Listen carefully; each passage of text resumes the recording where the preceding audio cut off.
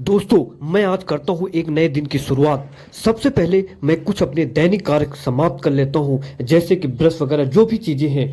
और फिर उसके बाद मैं निकल लेता हूँ दीपावली मनाने। इससे पहले कुछ चीज़ें आज जानेंगे। पहले आप सबको दीपावली की हार्दिक शुभकामनाएं। दोस्तों, दीपावली में हमारे दिमाग में एक प्रश्न आता है, क्या आपके भी दिमाग में आता है? तो अगर आता है तो इस वीडियो को पूरा देखिए। यदि हम दीपावली भगवान श्री राम के अयोध्या वापस आने की खुशी में मनाते हैं, तो उस दिन हम श्री राम जी की पूजा क्यों नहीं करते?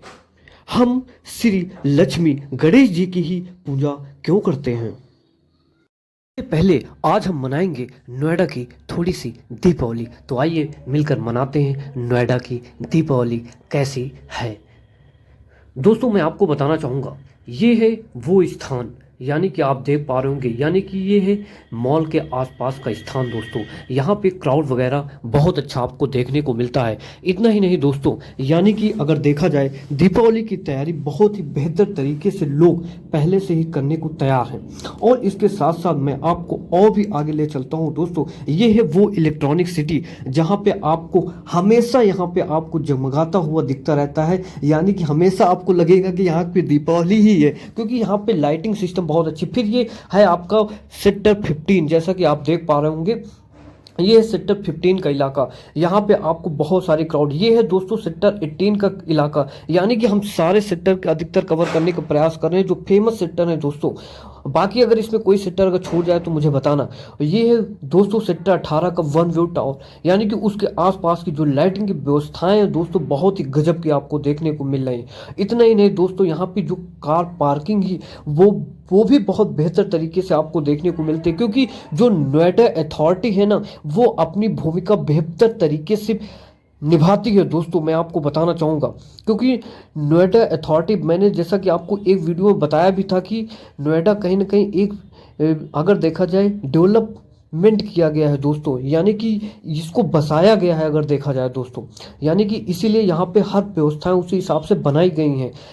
इसीलिए इतना यहाँ पे क्राउड नहीं देखने को मिलता। और भी अगर दिल्ली वगैरह में जाते हैं चांदनी चौक, वहाँ पे आपको क्राउड, क्योंकि वो ये दिमाग में मतलब रखकर बसाया नहीं गया था दिल्ली का जो, और ये नोएडा ये बसाया गया अगर देखा जाए बेहतर तरीके से, तो इसीलिए इसको व्यवस्थित तरीके से बनाया भी गया है दोस्तों। और यहाँ पे आपको और भी आगे दिखाता हूँ लाइट वगैरह यहाँ पे, यानी कि और यहाँ पे आपको लग्जरी गाड़ियाँ भी देखने को मिलती हैं। और इसके साथ साथ आपको दिखाता हूँ, यही है वो सेक्टर 18 का, यानी कि जो डेवलपिंग एरिया है अगर देखा जाए सेक्टर 18 का, यानी कि आपको यहाँ पे हर चीज़ आपको अवेलेबल मिलता है दोस्तों। चाहे आप किसी भी प्रकार का कोई भी आइटम अगर खरीदना चाहते हैं, चाहे आप, जरूरी नहीं कि आप फेस्टिवल में ही जाएँ, आप किसी भी दिन अगर जाते हैं तो आपको हर प्रकार के आइटम यहाँ पे आपको देखने को मिलते हैं।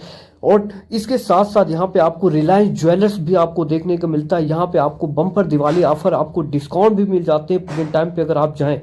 इतना ही नहीं दोस्तों, और भी आगे आप अगर जाते हैं तो यहाँ पे आपको कल्याण ज्वेलर्स आपको मिल जाता है। कल्याण ज्वेलर्स में बहुत सारे ऑफर प्रेजेंट टाइम पे चल रहे हैं, तो दोस्तों आप उसका लाभ उठा सकते हैं। मैं किसी कंपनी का प्रचार नहीं कर रहा हूँ, पर वीडियो केवल बनाने का। और ये आपको वहाँ पे पुलिस भी आपको देखने को मिलता है, क्योंकि वहाँ पे जो हम बहुत अच्छा लगा दोस्तों ये चीज़ देखकर, क्योंकि अगर प्रेजेंट टाइम पे पुलिस अगर है तो कहीं ना कहीं वो फेस्टिवल भी बहुत बेहतर तरीके से मनाया जाता है दोस्तों, क्योंकि उनकी भी भूमिकाएं होती है कहीं ना कहीं। और ये है सौरभ डायमंड, यानी कि वहाँ पे आपको बहुत सारे लग्जरीज यानी कि आइटम आपको देखने को मिलते हैं।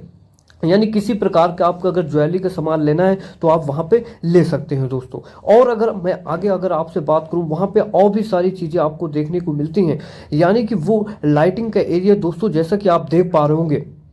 इतना नहीं, और भी आपको आगे ले चलता हूँ, यानी कि ये मॉल वगैरह के आसपास को जो बिल्डिंग है वहाँ पे आपको भी बेहतर चीज़ें आपको देखने को मिलती हैं।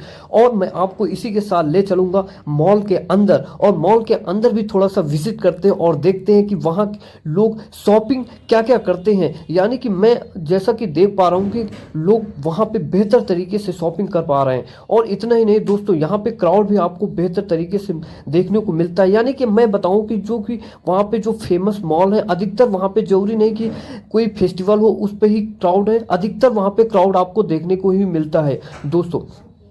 और इतना ही नहीं वहाँ के, क्योंकि मैं आपको बताऊँ डीएलएफ मॉल में क्या है कि एक अगर देखा जाए कि ब्रांड है, वहाँ पे आपको हर प्रकार के ब्रांड आपको देखने को मिलते हैं, चाहे जितने बड़े ब्रांड हो अधिकतर आपको ब्रांड आपको देखने को मिलते हैं। और इतना ही नहीं दोस्तों, और भी आगे मैं लेकर चलता हूँ आपको, यानी कि उस आसपास की जो भी चीज़ें हैं वो आपको कवर करने का प्रयास कर रहा हूँ दोस्तों। जैसा कि आप देख पा रहे होंगे, क्राउड आपको कैसा लग रहा है वो आप कमेंट करेंगे। और इसके साथ साथ मैं आपको और भी आगे ले चलता हूँ, यानी कि डेवलप एरिया अभी जो बन रही बिल्डिंग है वो आपको नक्शा यहाँ पे हम दिखाने का प्रयास कर रहा हूँ दोस्तों।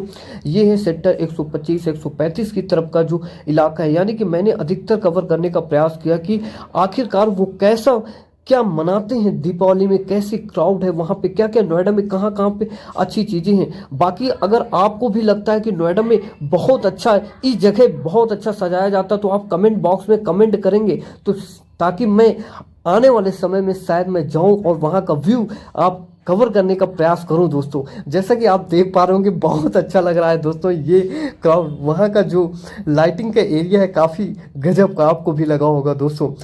मैंने जैसा कि बताया कि और भी आपको आगे ले चलता हूँ, बाकी इसी के साथ मैं निकल लेता हूँ और मिलता हूँ किसी नए वीडियो में आप सबके साथ दोस्तों। और अगर आपको बेहतर वीडियो लगी तो आप कमेंट करें, अगर इससे भी अच्छी वीडियो चाहते तो भी कमेंट करें। मैं एक चीज़ और आपसे, मैंने जैसा कि आपको बताया था कि अगर आपको लगे कि वाकई में बेहतर तरीके से लाइटिंग है वहाँ पे, कोई ऐसा इलाका बताओ कि जहाँ पे घूमने वाली इलाका हो, तो आप कमेंट बॉक्स में कमेंट करके जरूर